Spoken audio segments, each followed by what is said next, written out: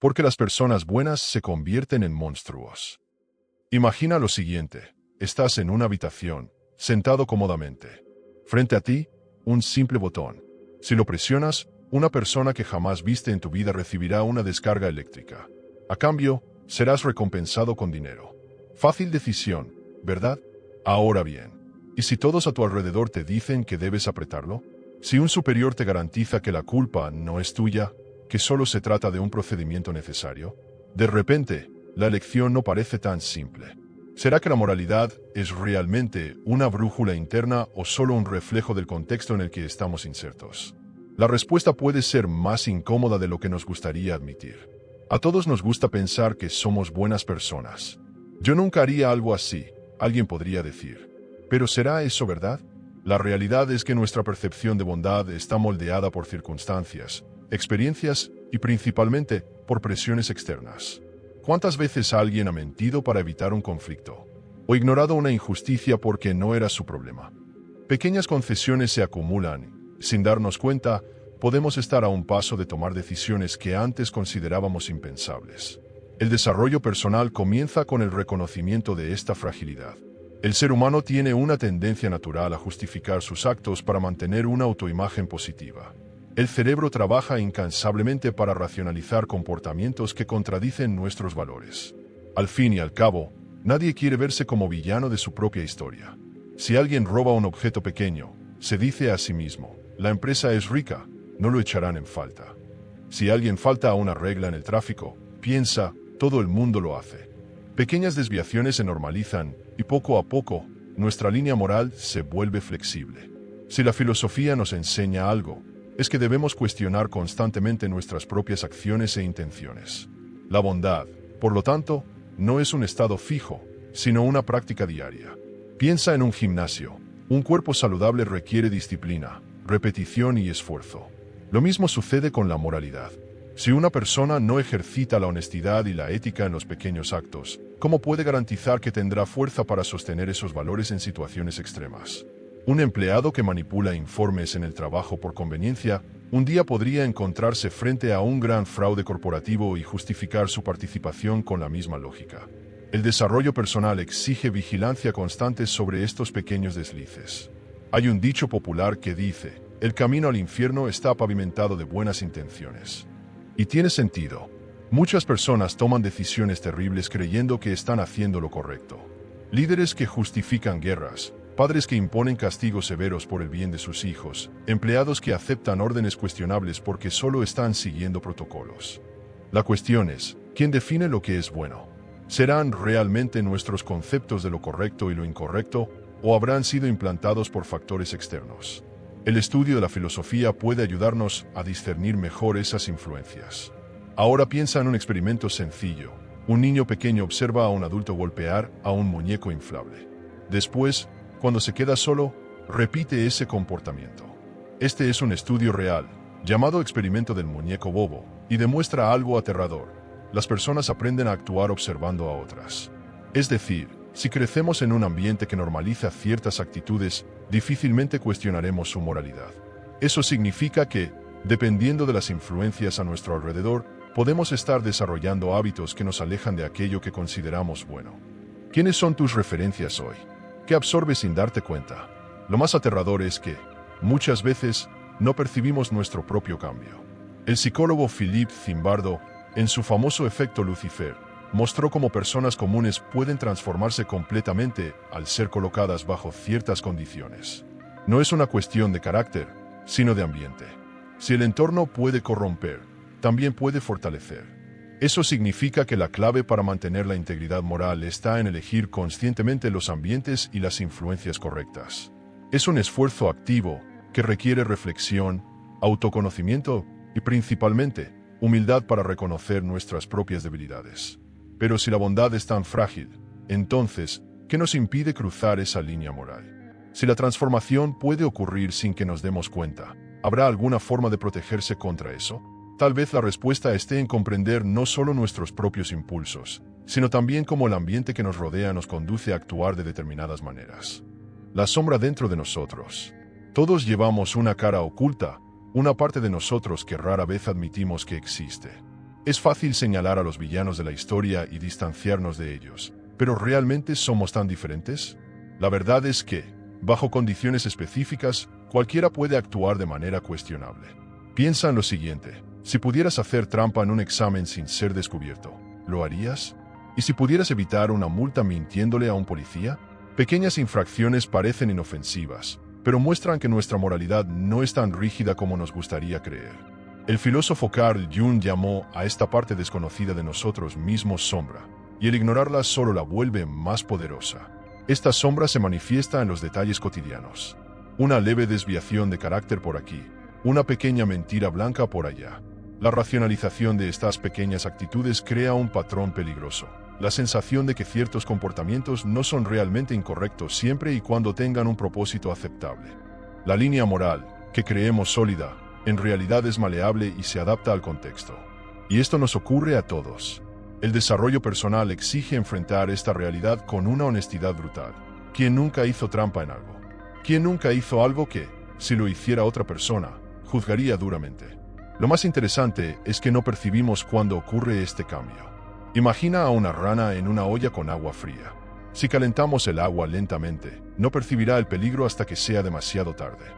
Nosotros funcionamos de manera similar. Una desviación moral lleva a otra, hasta que, cuando nos damos cuenta, ya nos hemos alejado por completo de los valores que creíamos tener. El mundo está lleno de ejemplos de esto.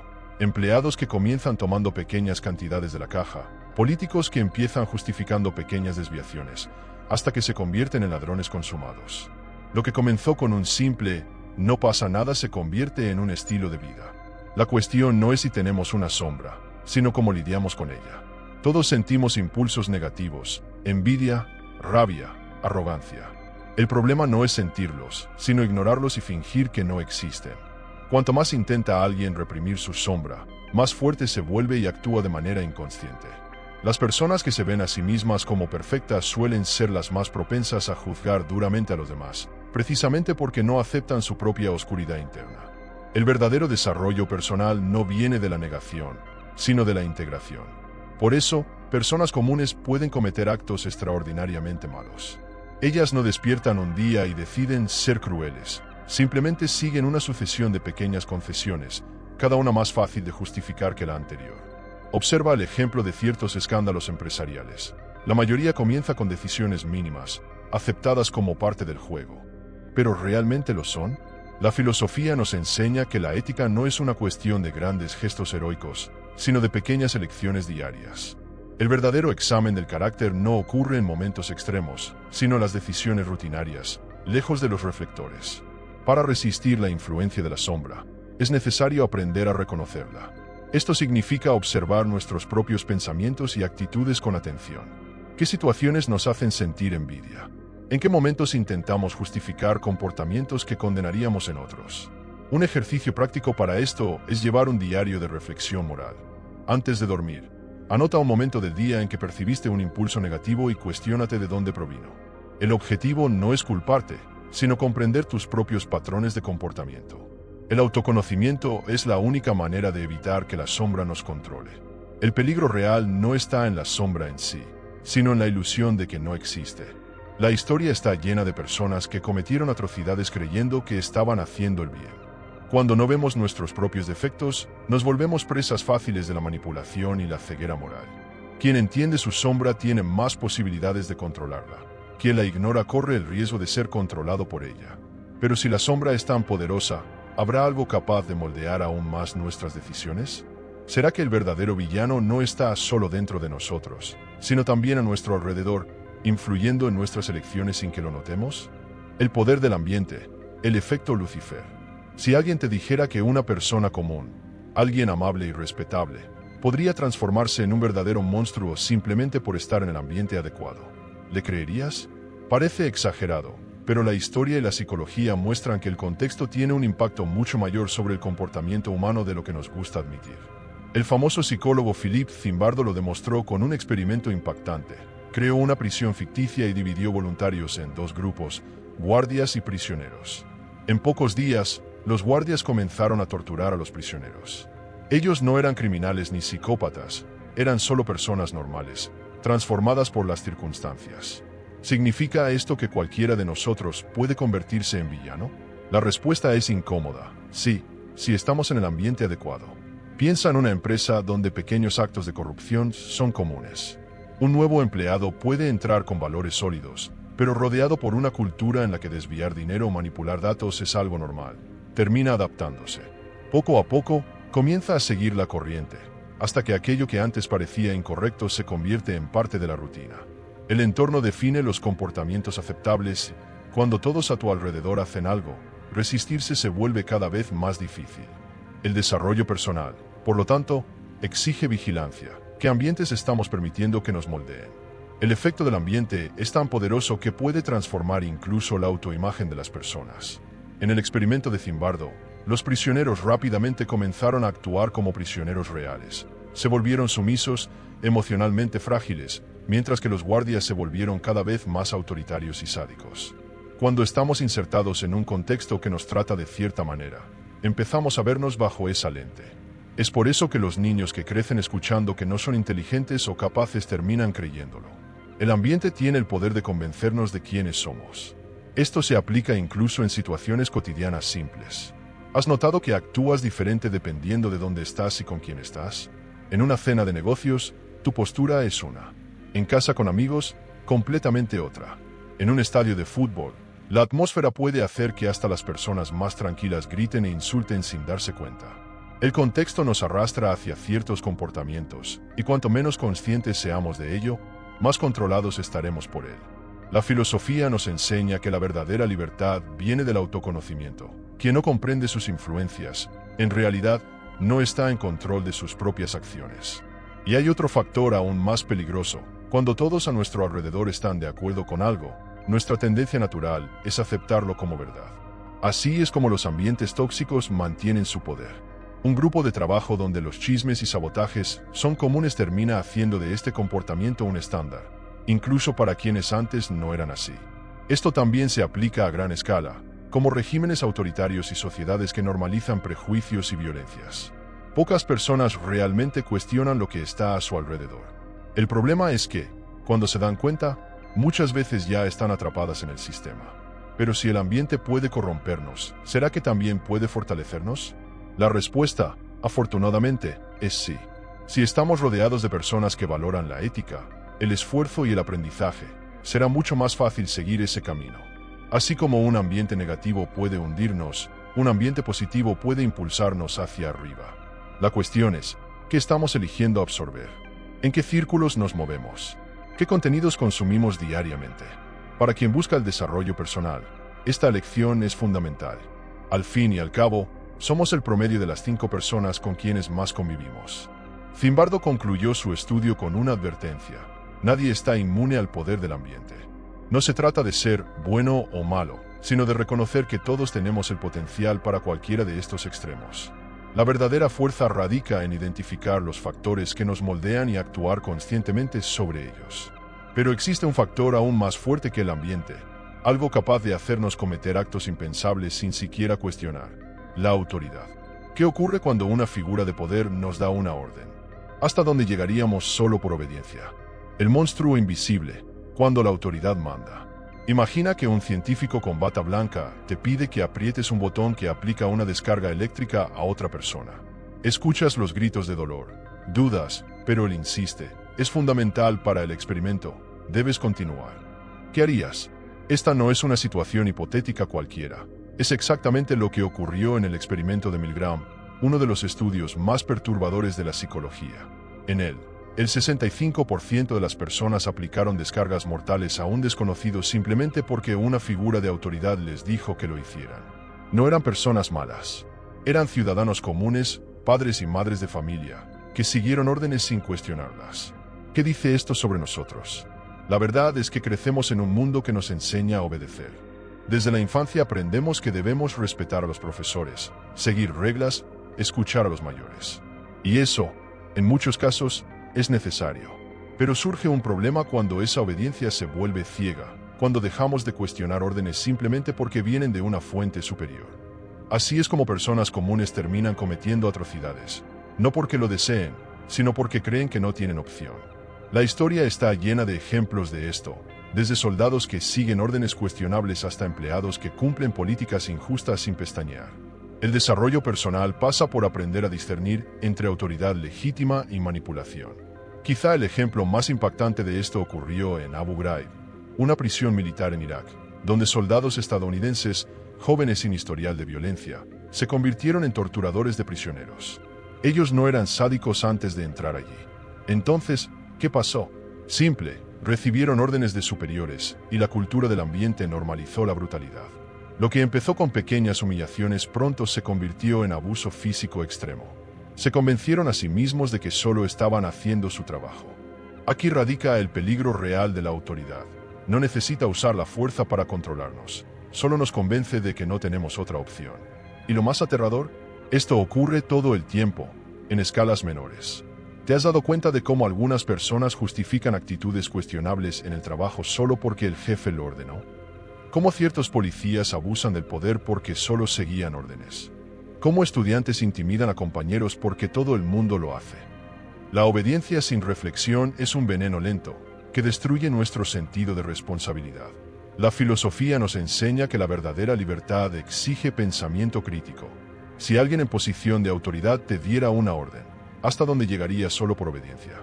Para resistir la influencia de la autoridad, es necesario aprender a reconocerla. Eso significa observar nuestros propios pensamientos y actitudes con atención. ¿En qué situaciones sentimos la tentación de obedecer sin cuestionar? ¿En qué momentos intentamos justificar actos que condenaríamos en otros? Un ejercicio práctico es definir claramente un código de valores innegociable. Si tienes claro cuáles son tus principios, será más difícil ser persuadido para actuar contra ellos. Por ejemplo, si la integridad es un valor absoluto para ti, no importará si un jefe ordena que manipules números, simplemente no lo harás. Esto forma parte esencial del desarrollo personal. El verdadero peligro no está solo en la autoridad en sí, sino en la ilusión de que no tenemos alternativa. La historia está llena de personas que cometieron atrocidades creyendo que simplemente obedecían órdenes. Cuando no cuestionamos nuestras propias acciones, nos volvemos presas fáciles de la manipulación y de la ceguera moral. Quien entiende su relación con la autoridad tiene más posibilidades de mantener su autonomía. Quien la ignora corre el riesgo de perderse en ella. Pero si la autoridad es tan poderosa, ¿habrá algo capaz de influir aún más en nuestras decisiones? Y si el verdadero peligro no es solamente la orden que viene de arriba, sino también la presión social que nos empuja hacia donde no queremos ir, para resistir a la autoridad, es fundamental aprender a reconocerla. Eso significa examinar con atención nuestros propios pensamientos y actitudes. ¿En qué situaciones sentimos el impulso de obedecer sin cuestionar? ¿En qué momentos intentamos justificar comportamientos que condenaríamos en otros? Un ejercicio práctico es definir claramente nuestros valores personales e innegociables. Cuando la integridad se convierte en un principio absoluto para alguien, no importa si un jefe ordena manipular cifras, esa persona simplemente no lo hará. El autoconocimiento es la única manera de evitar que la autoridad nos controle. Pero si la autoridad es tan poderosa, ¿será posible que exista algo capaz de influir aún más en nuestras decisiones? ¿Y si el verdadero villano no está solo arriba, dando órdenes, sino también a nuestro alrededor, ejerciendo presión social para llevarnos donde realmente no deseamos ir? La psicología de la multitud y la pérdida de la identidad. ¿Has notado cómo actuamos diferente cuando estamos solos y cuando estamos en grupo? Hay algo casi mágico y al mismo tiempo peligroso en la forma en que las multitudes nos transforman. De repente, la individualidad se disuelve y lo que antes parecía impensable se vuelve justificable. Personas que jamás romperían una vitrina estando solas se sienten cómodas al hacerlo cuando están en medio de una protesta violenta. Alumnos que nunca practicarían bullying acaban participando cuando todo el grupo está involucrado. La verdad es que, cuando estamos rodeados de otros, nuestra identidad se diluye y nuestro comportamiento se adapta al colectivo. Esto puede ser tanto una poderosa fuerza para el bien como un camino directo al caos. Este fenómeno tiene nombre: desindividualización. Cuando estamos en una multitud, nos sentimos menos responsables por nuestras acciones, como si la culpa se diluyera entre todos los participantes. Esto explica por qué las barras bravas pueden cometer actos violentos que ninguno de sus miembros cometería solo. También explica cómo los linchamientos públicos, tanto físicos como virtuales, suceden con tanta facilidad. Al fin y al cabo, si todos lo están haciendo, ¿por qué yo no? El sentido de moralidad individual cede lugar al comportamiento del grupo. El problema es que esta mentalidad puede ser explotada para manipular personas y llevarlas a cometer actos que normalmente rechazarían. Uno de los experimentos más famosos que lo comprueban fue el estudio de los autos abandonados. Un psicólogo social dejó dos autos idénticos en barrios distintos, uno en el Bronx, una región más pobre y con altos índices de criminalidad, y otro en Palo Alto, una zona rica y pacífica. El auto en el Bronx rápidamente fue vandalizado. El de Palo Alto permaneció intacto, hasta que el propio investigador rompió un vidrio. Tan pronto se rompió la primera ventana, el auto fue destruido en cuestión de horas. Esta es la teoría de las ventanas rotas. Cuando un ambiente transmite la idea de que el caos está permitido, las personas se sienten alentadas a actuar sin restricciones. Este concepto se aplica directamente al mundo digital. ¿Has notado cómo las discusiones en Internet rápidamente pueden volverse agresivas? Personas que nunca gritarían a un extraño en la calle se sienten cómodas insultando a alguien en línea. El anonimato crea una sensación de impunidad, y la multitud refuerza comportamientos extremos. De repente, vemos ataques masivos, linchamientos virtuales y juicios públicos sin ningún sentido de responsabilidad. La filosofía nos enseña que debemos ser vigilantes con nuestros propios impulsos. ¿Realmente estamos pensando por nosotros mismos o solo somos arrastrados por la corriente? La influencia de la multitud también explica por qué ciertas ideologías consiguen tanto apoyo popular. Muchas veces, el respaldo a una idea no surge de un análisis racional, sino del simple hecho de que todos a mi alrededor piensan así. Cuando un comportamiento es reforzado por un grupo, comienza a parecer correcto, aunque no lo sea. La normalización de comportamientos extremos sucede gradualmente, volviéndose casi imposible percibir cuando cruzamos una línea peligrosa. Quien no posee un pensamiento crítico sólido puede ser fácilmente manipulado por narrativas que explotan el miedo y la presión social. Y yo viví esto de cerca. Tuve un amigo de la infancia que creció conmigo, un tipo increíble, siempre muy correcto, con valores sólidos. Su familia era extremadamente religiosa y desde niño le enseñó lo que era correcto e incorrecto según sus creencias. Creció escuchando que bebidas, drogas y excesos eran caminos peligrosos, por eso, siempre se mantuvo alejado de ese tipo de cosas. Pero todo cambió cuando ingresó a la universidad y comenzó a vivir en una residencia estudiantil. El ambiente era completamente diferente a todo lo que él conocía. Fiestas constantes, consumo libre de alcohol y drogas, una atmósfera donde cualquier tipo de restricción moral parecía cosa del pasado. Al principio, resistió. Decía que eso no era para él. Pero poco a poco, empezó a ceder. Al inicio, fue solo un trago aquí, una pequeña experimentación allá. No puede ser tan malo, pensaba. Al fin y al cabo, todos a su alrededor lo hacían. Cuando estás rodeado por un grupo que normaliza algo, aquello que antes parecía absurdo se vuelve aceptable. La repetición convierte lo inaceptable en cotidiano. Comenzó a beber, después a probar drogas más leves. Es solo para encajar, decía. El problema es que cuando abres pequeñas concesiones, el límite se vuelve cada vez más difícil de ver. Lo que antes era impensable pasó a ser parte común de su rutina. Pasaron los años y, cuando me di cuenta, aquel amigo de la infancia ya no existía más. La persona que antes tenía principios sólidos, que creía en una vida equilibrada, se había convertido en un reflejo del ambiente a su alrededor. Lo que empezó con pequeñas concesiones se transformó en una adicción. El alcohol y las drogas, que antes parecían un pasatiempo inofensivo, ahora eran parte esencial de su día a día. Él abandonó la universidad, perdió oportunidades y hoy está en búsqueda de tratamiento. Todo porque un día creyó que sería solo un trago más, solo para experimentar. Esta historia es un ejemplo real de cómo el ambiente puede moldearnos sin que nos demos cuenta. No importa cuán fuertes sean nuestros valores, si estamos rodeados por personas que constantemente refuerzan una idea o comportamiento, terminamos siendo parte de ese sistema. Esto es válido para adicciones, pero también para ideologías, patrones de pensamiento e incluso actitudes morales. La filosofía nos enseña que debemos estar atentos a lo que absorbemos, porque aquello que nos rodea define en gran medida quiénes nos convertimos. ¿Y tú? ¿Has pasado por algo parecido? ¿Alguna vez, por estar en el ambiente equivocado, normalizaste cosas que hoy reconoces como perjudiciales? Deja tu historia aquí en los comentarios. Será un placer aprender contigo. El lenguaje de la manipulación. Las palabras tienen poder. Pueden inspirar, motivar y transformar, pero también pueden engañar, ocultar verdades y manipular. La forma en que se nos presenta la realidad muchas veces no refleja lo que realmente es. Los militares no torturan, Apenas realizan interrogatorios mejorados. Las empresas no despiden empleados, sino que hacen reestructuraciones estratégicas. Las expresiones crean una distancia entre la acción real y su percepción, volviendo aceptable lo que debería ser intolerable. El lenguaje no solo describe la realidad, sino que también la moldea.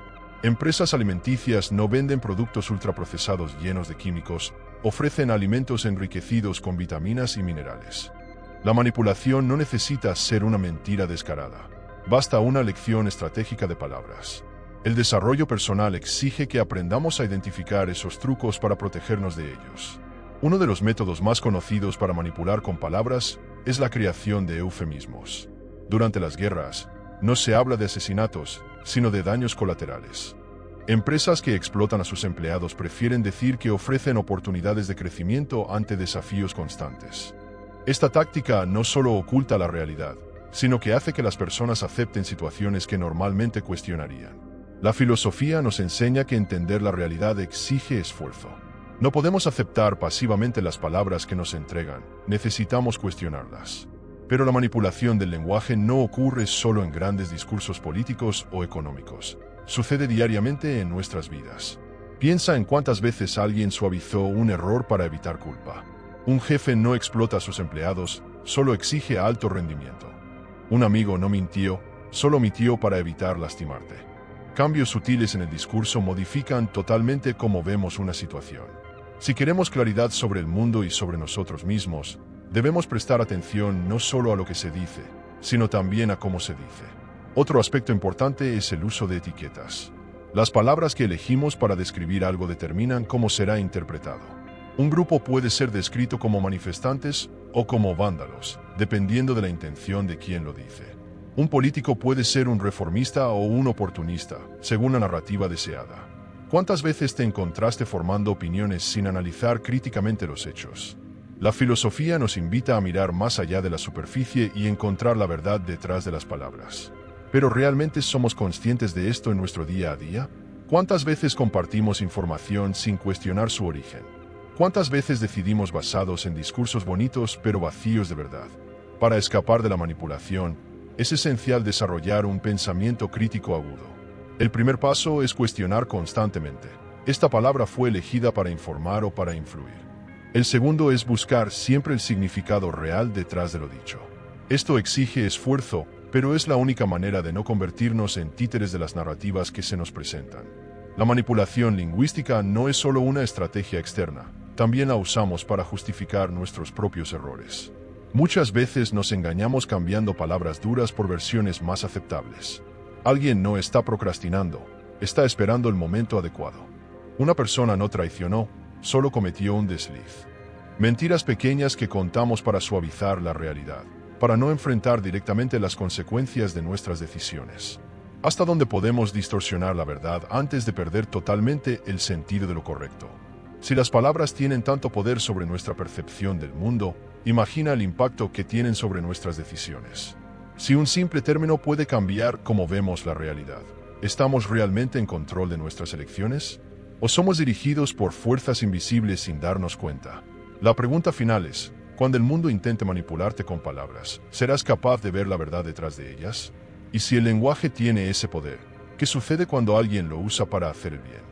¿Existe una manera de resistir al mal y marcar una diferencia? La elección, monstruo o héroe. Si todas las circunstancias estuvieran en tu contra, si la multitud te presionara, si una autoridad lo ordenara y el ambiente facilitara la decisión, ¿aún así harías lo correcto? La gran cuestión de la moralidad no está solo en reconocer los peligros del mundo, sino en actuar cuando se presenta la elección difícil. La historia nos muestra que no todos ceden ante el mal. Existen aquellos que, incluso bajo presión, eligen ser diferentes. Un ejemplo de esto es Wesley Autrey, un obrero que esperaba el metro con sus hijas pequeñas cuando vio a un hombre sufrir un ataque epiléptico y caer sobre las vías. El tren ya venía. Él podría haber esperado que alguien actuara. Podría haberse dicho que no era su problema. Pero, en fracciones de segundo, tomó una decisión que cambió todo. Saltó a las vías y protegió al hombre, colocando a ambos entre los rieles mientras el tren pasaba por encima. Salió ileso. Se convirtió en héroe. Pero, ¿y si fueras tú? ¿Arriesgarías tu vida por un desconocido? La mayoría de las personas cree que tomaría la decisión correcta en una situación extrema. ¿Pero será realmente así? El problema es que el heroísmo no nace en el momento de crisis. Se construye mucho antes, en los pequeños actos cotidianos. Nadie se convierte en alguien justo de la noche a la mañana, así como nadie se vuelve un monstruo de repente. Cada decisión que tomamos nos acerca a un lado o al otro. Una pequeña mentira aquí, una omisión allá, y poco a poco nos alejamos de aquello en lo que alguna vez creímos. El desarrollo personal implica esta vigilancia constante. ¿En qué tipo de persona te estás convirtiendo cuando nadie está mirando? Y lo más interesante es que la mayoría de los héroes de la historia nunca se vieron a sí mismos como héroes. Eran simplemente personas comunes que tomaron una decisión. Piensa en los bomberos que entran en edificios en llamas para salvar vidas, en ciudadanos que arriesgan su seguridad para proteger a alguien en peligro, en aquellos que denuncian injusticias aún sabiendo que pueden sufrir consecuencias. Estas personas no tenían superpoderes. No eran especiales. Simplemente estaban preparadas para actuar cuando el momento lo exigió. Y esa preparación no llegó por casualidad. Fue cultivada a través de hábitos y valores adquiridos a lo largo de sus vidas. Ahora, piensa en lo contrario. ¿Cuántas personas tomaron malas decisiones simplemente por evitar problemas? Empleados que ayudaron a ocultar fraudes porque todo el mundo lo hacía. Ciudadanos que vieron injusticias y apartaron la mirada. El mal prospera en la pasividad. Cada vez que alguien se calla ante algo incorrecto, refuerza la idea de que eso es aceptable. La cuestión no es solo lo que hacemos, sino también lo que elegimos ignorar. Como decía el filósofo Edmund Burke, para que el mal triunfe, basta con que los buenos no hagan nada. La diferencia entre un héroe y un monstruo no es una barrera infranqueable, sino una secuencia de elecciones. Pequeños gestos construyen un carácter fuerte. Si quieres ser alguien capaz de tomar la decisión correcta en un momento crítico, necesitas entrenar eso en el día a día. No se trata de salvar a alguien en las vías del metro, sino de cosas más pequeñas. Ayudar a un desconocido que lo necesita, decir la verdad cuando sería más fácil mentir, defender a alguien víctima de una injusticia. Quien practica la valentía en cosas pequeñas estará preparado para grandes desafíos. Pero existe una cuestión aún más profunda. ¿Qué sucede cuando nos damos cuenta de que ya tomamos malas decisiones en el pasado? ¿Eso nos convierte en monstruos para siempre? La respuesta es no. El error forma parte del viaje humano. La filosofía nos enseña que la verdadera grandeza no está en no fallar nunca, sino en reconocer y corregir el error. El problema no es haber cedido al miedo o a la presión social una vez, sino seguir justificando esos errores en lugar de aprender de ellos. Siempre hay tiempo para cambiar el rumbo y elegir un camino diferente. La elección entre ser monstruo o héroe nunca sucede una sola vez. Ocurre todos los días, en las decisiones pequeñas y grandes que tomamos.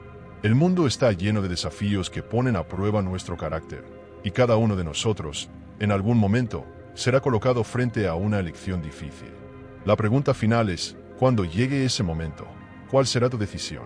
¿Tendrás la fuerza para actuar con valentía?